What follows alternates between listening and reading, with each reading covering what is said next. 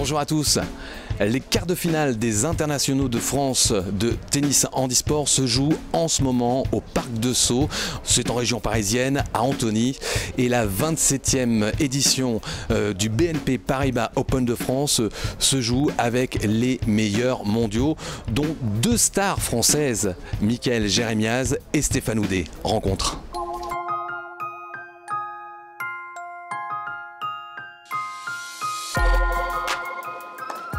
L'Open de France, c'est un grand rendez-vous. On joue à Paris, à Sceaux. Il y a tous les proches qui peuvent venir nous voir. Je connais là tout le staff depuis 11 ans maintenant. Les arbitres, c'était des gamins, on les connaissait avant quand c'était des ramasseurs de balles. On voit toute l'évolution. C'est un des meilleurs tournois de sa catégorie et donc on a envie de bien faire. C'est toujours un match difficile contre Mickaël, qui est aussi mon partenaire de double. Et sa façon de jouer fait qu'on a pas mal de pauses entre les points. On met du temps à se mettre dedans, on n'a pas fait beaucoup d'échanges. Donc c'est compliqué d'imposer son rythme en permanence. Et d'ailleurs ça ne m'a pas souri au début parce que j'ai fait beaucoup de fautes.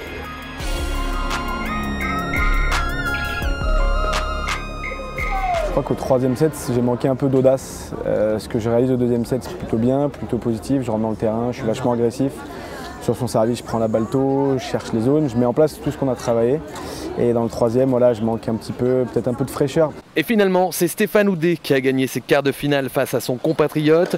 La demi-finale se jouera contre le japonais Shingo Kunieda demain.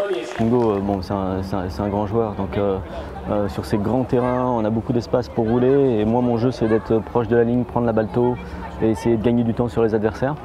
Ce que j'ai pas bien fait aujourd'hui, donc j'espère que demain, je produirai un autre jeu. Nous allons quand même vous présenter la légende vivante de ce BNP Paribas Open de France, Pierre Fusade, l'organisateur. Alors, ancien numéro 1 français, ancien numéro 10 mondial, et puis vraiment au cœur de l'organisation ici. Est-ce qu'on peut parler de l'histoire de cette compétition? Ma foi, donc elle remonte à 27 ans. C'était dans les premières années du développement du tennis handisport. Et il avait existé deux éditions d'un tournoi international qui avait été fait à Antony, mais sur un autre site.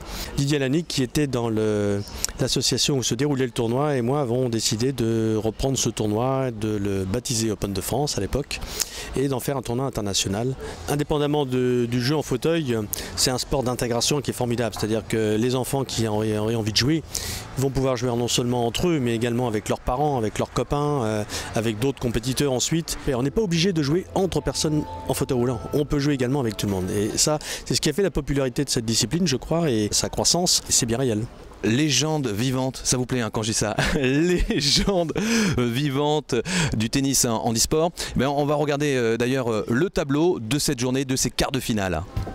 Donc nous vous l'avons dit tout à l'heure, en simple homme, Stéphane Houdet l'emporte 6-4, 4-6, 6-2 face à Mickaël Jérémiaz. Quoi qu'il en soit, le duo français gagne cet après-midi les doubles face aux Japonais. Demi-finale demain avec les Néerlandais. En simple, demi-finale pour le Suédois Stefan Olsson, numéro 6. Il affrontera Mikkel Schippers, le Néerlandais deuxième mondial.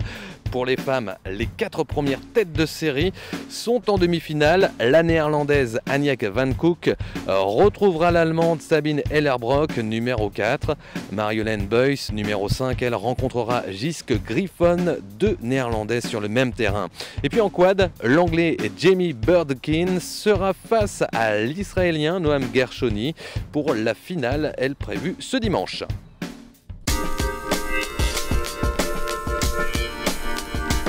Les joueurs mondiaux se font remarquer sur le terrain avec la belle performance de Sabine Ellerbrock qui en quart de finale a battu la sud-africaine Monjane 6-0, 6-0. Sabine est aux anges. Je viens d'Allemagne et c'est la deuxième fois que je participe à ce tournoi. Je suis assez satisfaite de moi, j'ai fait peu de fautes et je me retrouve en demi-finale, donc je suis plutôt contente de moi.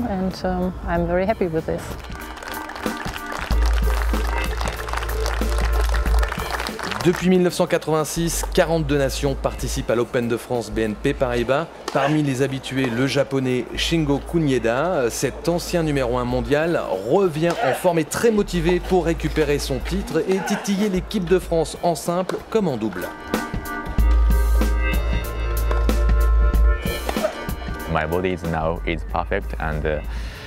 Sur le plan physique, j'ai retrouvé mon niveau, je suis confiant et prêt à les affronter. Et Stéphane, c'est quand tu veux. Je suis prêt.